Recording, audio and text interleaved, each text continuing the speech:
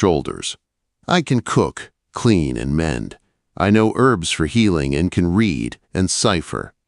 I'll work dawn to dusk for fair wages and a clean place to sleep. Something shifted in Morse's face. Respect, maybe, or surprise. $2 a week meals, and you can bunk in the storage room off the kitchen. Take it or leave it. I'll take it. As he led her toward the main house, Clara caught sight of another cowboy by the corral. He hadn't joined the others in staring. Dark hair fell across his forehead as he gentled a nervous mare, his movements slow and patient. When he looked up, their eyes met for only a second. Gray eyes, sharp but kind. "That's Jack Roosevelt," Morse said, following her gaze. "Been back about a month. Keeps to himself mostly. You'd do well to follow his example." The kitchen was a battlefield of grease and neglect. Pots caked with old food, soot-black stove, mice droppings in every corner.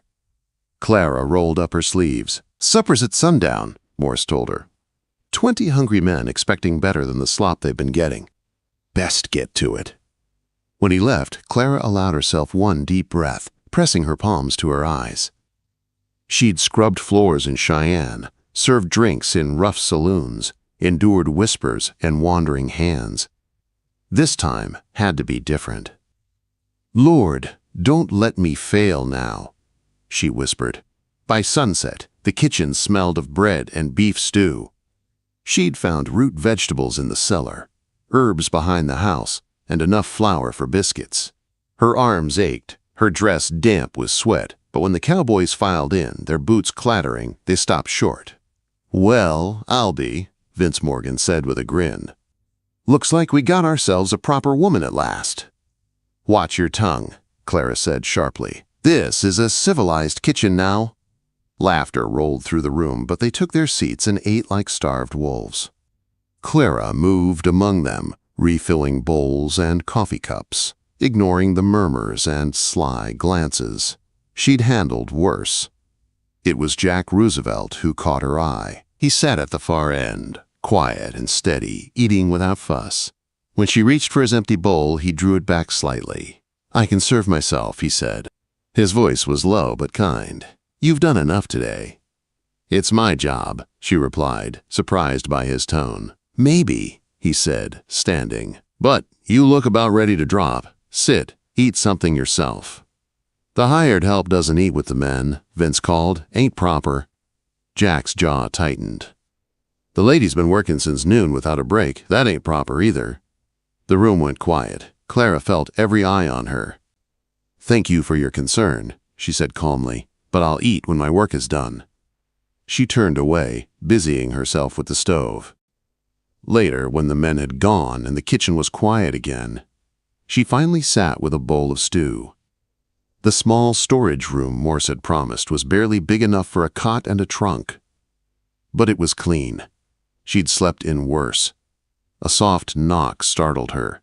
When she opened the door, Jack stood there, a pile of blankets in his arms. "The nights get cold," he said simply, offering them. "These are clean, fresh from my bunk." Clara hesitated. Men didn't give without expecting something. Why? He was silent for a moment. In the lamplight, she saw something flicker in his eyes. Regret, maybe. "Because everyone deserves a warm bed and a fresh start," he said finally. "Good night, Miss Edison." Before she could respond, he was gone, leaving her holding blankets that smelled faintly of cedar and leather. Clara closed the door and leaned against it, her heart beating faster than it should. That night, wrapped in his blankets, she slept better than she had in months. The next morning dawned bright and cold. Frost glimmered on the grass outside, and the sky was so clear it looked like it could shatter. Clara rose early, kindled the fire, and set coffee to boil. By the time the cowboys stumbled in rubbing their eyes, she had flapjacks ready and bacon crisping. "You trying to spoil us, Miss Edison?" old Theodore Sherman asked with a grin. "Just doing my job, Mr. Sherman." Quote. By noon, the ranch had come alive. Men shouting, horses whinnying, the clang of metal and smell of dust. Clara found her rhythm again, working until her arms went numb. But for the first time in a long while, she felt a spark of belonging. It was late afternoon when trouble came. She'd gone to the pantry to fetch flour for the next day's bread. The sacks were stacked high on the shelf, too high for her reach. She dragged over a chair and then a crate, balancing carefully. She had just gotten her hands on a 50-pound sack when the crate wobbled. "Steady," she muttered, trying to regain her balance. The chair shifted, and in an instant, she was falling. The sack burst open against her chest, a cloud of white flour filling the air. Clara hit the ground hard, her dress catching on a nail. The fabric tore from shoulder to waist, and when the dust settled, she realized in horror that her chemise showed through, thin and pale in the light. Footsteps pounded toward the kitchen. "Of all the times," she whispered, clutching the torn fabric closed. Jack Roosevelt appeared in the doorway and froze. For a heartbeat, neither of them moved, the air thick with flour and silence. Then his hands began to shake. Jack's hand trembled as he crossed the room, shrugging off his coat. Without a word, he wrapped it gently around Clara's shoulders. The warmth of it and the scent of leather and cedar filled her senses, making her breath catch. "Are you hurt?" His voice was low, rougher than before. "My pride mostly," Clara said, clutching the coat tighter. "And we've lost a week's worth of flour." "Flour can be replaced," Jack said quietly. He finally met her eyes, and what she saw there startled her. Not desire, not mockery, but something deeper. Concern, respect. He offered his hand. "Let me help you up." Clara hesitated only a moment before placing her hand in his. His grip was firm, steady, his touch careful as if she were something fragile. When she stood, pain shot through her ankle. "You are hurt," he said. "It's nothing. I just need to clean this up before." Well, a voice cut through her words like a whip. "Clara Edison making snow angels in my kitchen." Vince Morgan stood in the doorway, smirking. Two other cowboys, Benjamin Harrison and Grover Cleveland, peered in behind him. Their laughter filled the room as their eyes took in the scene. Clara clutching Jack's coat around her torn dress, white flour dusting her hair like frost. "Looks like our proper lady ain't so proper after all," Vince drawled. "That dress didn't tear itself." Jack moved, placing himself between her and the men. "She fell," he said, his tone icy. "Anyone with sense can see that." "Oh, I see plenty," Vince sneered. "I see a woman who knows how to get attention. Bet she pulled the same tricks in whatever saloon she crawled out of." The room went deadly still. Clara could feel the tension rising off Jack like heat from a forge. "Watch your mouth, Morgan," he warned. "Or what?" Vince taunted. "You gonna defend her honor?" "What honor?" "A woman shows up with no past, no references, no family. What does that tell you?" "That she's got more backbone than any man who'd insult her," Jack snapped. Clara stepped forward before the fight could spark. Her voice was quiet but steady. "You're right, Mr. Morgan," she said. "You have seen my type before. The kind of woman who works hard, earns her keep, and asks only respect in return. If that threatens you, maybe that's something you need to think about." Vince's face flushed dark red. "Listen here, you. That's enough." Samuel Morse's voice cracked through the tension like a rifle shot. The foreman stood in the doorway, taking in the flour, the torn dress, and the fury in Jack's eyes. "Morgan, Harrison, Cleveland. Out, now." The men slunk out, muttering under their breath. Vince shot one last venomous look at Clara before disappearing. "Miss Edison," Morse said gruffly, "get yourself cleaned up. Supper's in 2 hours." His gaze shifted to Jack. "Roosevelt, a word."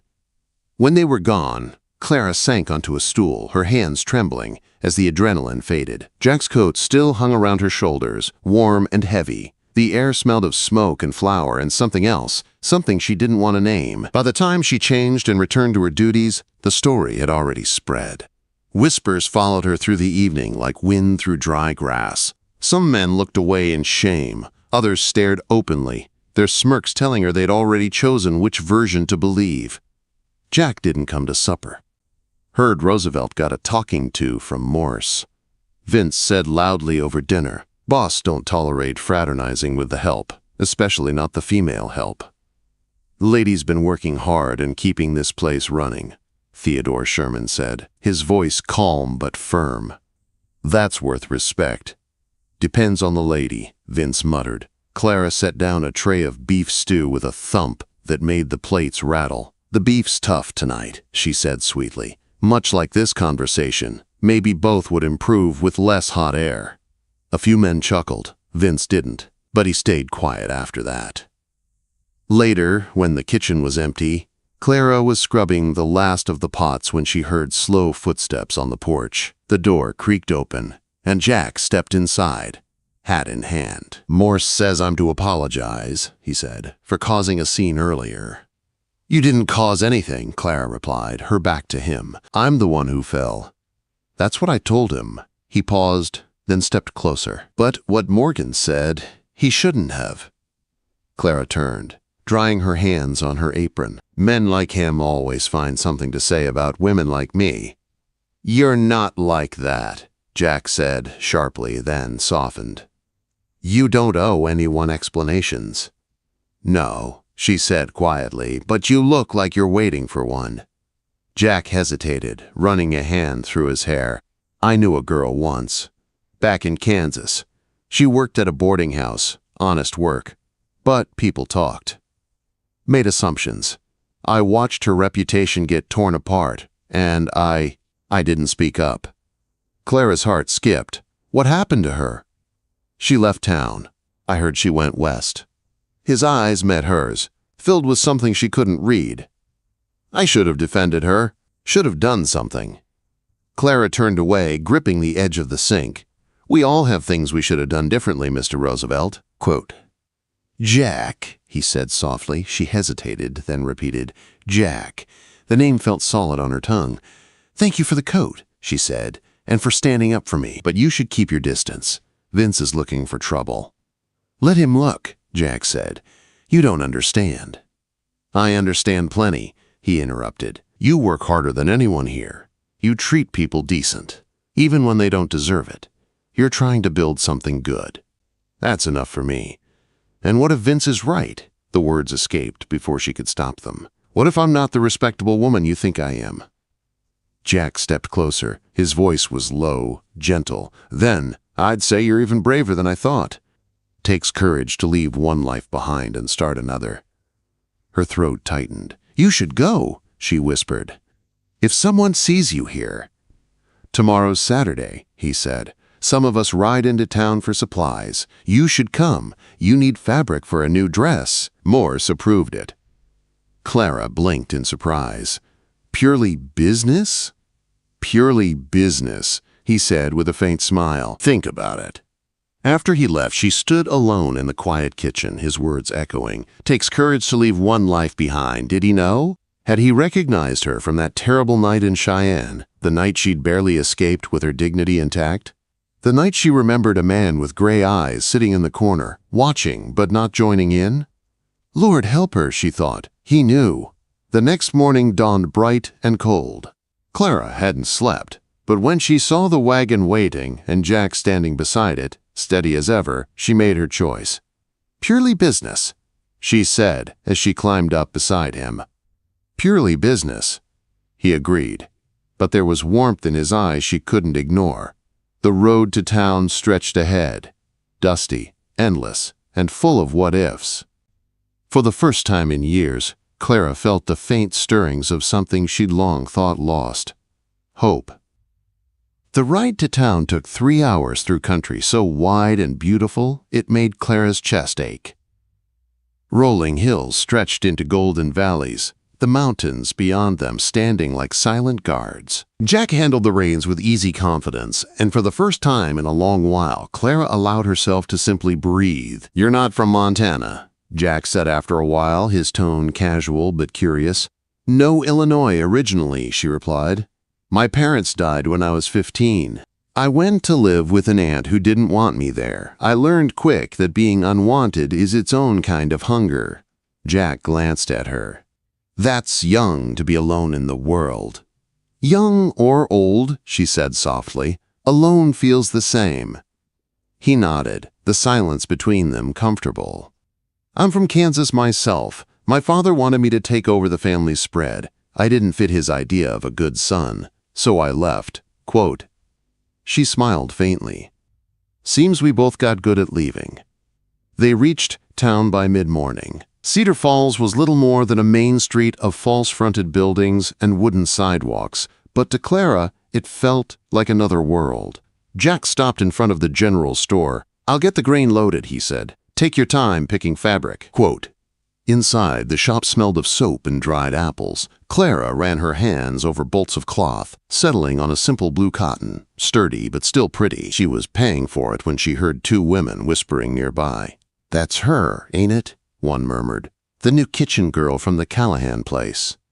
"Pretty thing. Heard she worked saloons down in Cheyenne. My cousin says—" Clara forced her expression to stay calm, though her cheeks burned. She thanked the shopkeeper and stepped outside into the bright sunlight, clutching her parcel tight. Jack was waiting by the wagon, loading the last sack. His eyes softened when he saw her. "Get what you needed?" "Yes," she said, her voice steadier than she felt. "Let's go."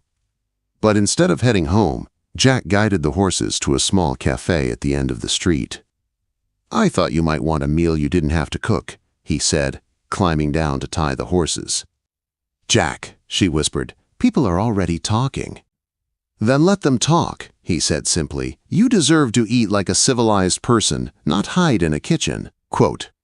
Inside the cafe was quiet. Just an elderly couple and a traveling salesman at the counter. Jack pulled out her chair. The gesture was simple, respectful, but it made her heart twist.